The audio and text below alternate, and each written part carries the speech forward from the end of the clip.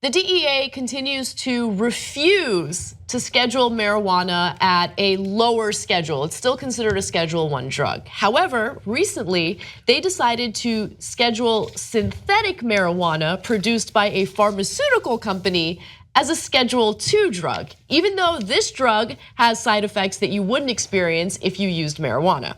Now, it's known as Syndrose. It's a liquid marijuana substitute that contains a synthetic version of the marijuana ingredient that makes users feel high, THC, and has been assigned a less restrictive drug category than real marijuana. So the liquid is developed by Arizona-based pharmaceutical company Insys Therapeutics, the company behind synthetic opioid fentanyl. So let's begin to break this down. So they made weed worse. So the government's like, oh, but you're a corporation. Great, you have a lot more rights than human beings. So now we're gonna make this less illegal than actual marijuana, which is actually safer. Now, if they took the part that makes you high out and they did it only for medicinal purposes, I don't think there's a need for that, but that's actually not true. Some families do want that. Some people do want that. I would understand that. I would keep the stuff that keeps you high. So the THC component of marijuana does have medicinal benefits as well. And so it's utilized for, let's say, cancer patients who have lost too much weight due to their cancer treatments. Let's say they lose their appetite. The THC is the component in the plant that actually helps them gain their appetite back so they eat. So there are medicinal components to THC as well, but it also gets you high, right? And so the DEA and the government in general is completely disingenuous when they say they're concerned about people who are getting high. They're concerned about profit. And here you have a pharmaceutical company, which, by the way, has donated a significant amount of money to campaigns that fought legalization of marijuana, developing a drug that you can't grow in your backyard. Because oftentimes I would wonder, well, okay, if the pharmaceutical companies want to come after weed, if we legalize marijuana, people make this argument that only pharmaceutical companies will find a way to profit, right? But that doesn't make sense because you can grow the plant in your backyard. They can't control that.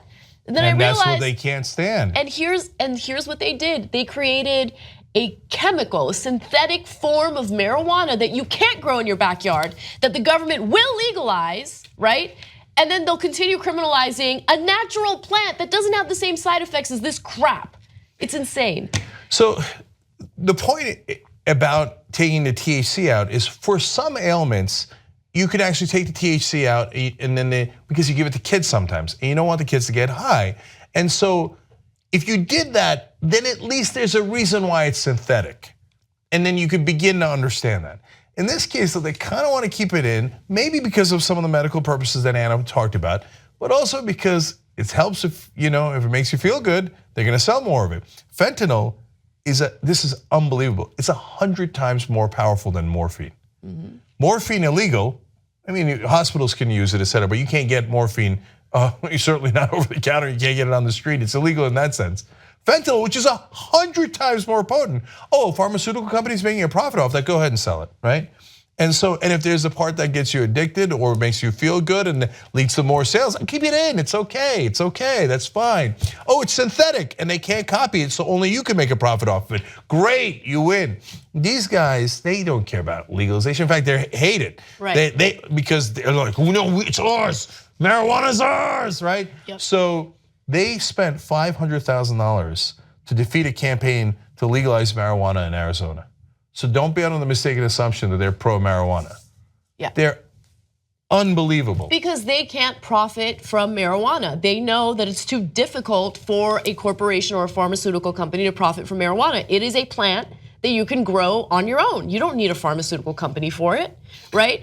And also keep in mind that this pharmaceutical company is a criminal pharmaceutical company. They've had a criminal past. According to reports, federal prosecutors in Massachusetts say that Insys, which is the pharmaceutical company here, was responsible for dishing out massive bribes to physicians operating pain clinics so that they would prescribe fentanyl to non-cancer patients. We have a huge problem with addiction related to these substances, right? And these people are going to doctors and bribing them and convincing them to prescribe fentanyl to them, which of course is much stronger than heroin. According to digitaltrends.com, back in December, Insys's former CEO and a group of 6 other former executives were arrested for allegedly bribing doctors, defrauding insurance companies, and more.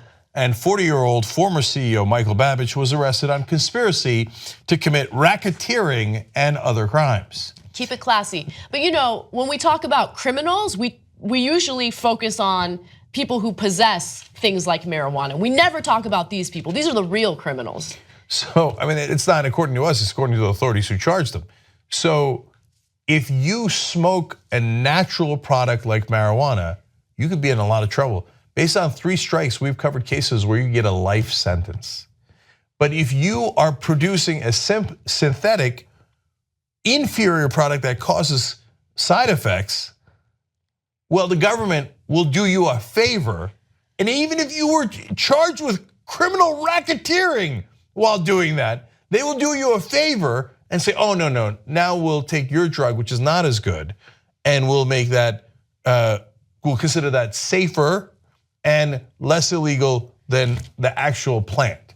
It's crazy. Look, this story isn't about pot as much as it is about government corruption. I mean, does this look like a democracy to you guys? No, we're run by corporations. We built these out of control machines and we allowed them to bribe our politicians legally. So of course, what do? It doesn't matter. It doesn't matter how many of their executives have gotten arrested. It doesn't matter that their product is inferior. It doesn't matter that they're secretly trying to make sure that actual marijuana doesn't get legalized. None of that stuff matters.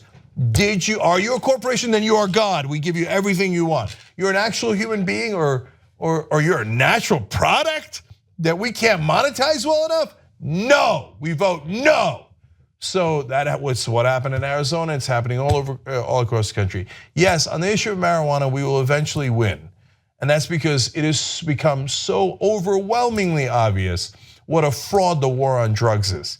And now legalizing has become so popular, eventually that tsunami will wash out some of these corrupt politicians, or they'll adjust their behavior right before they get thrown out the door.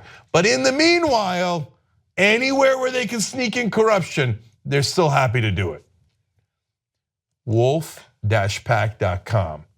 You get the money out of politics. You clean up on every issue so that your representatives can actually represent you. Wolf-pack.com. You gotta end this. Only a constitutional amendment ends this. The real resistance is fighting against Trump and the establishment. Help us get investigative reporters that are gonna investigate both of them. tytnetwork.com/go.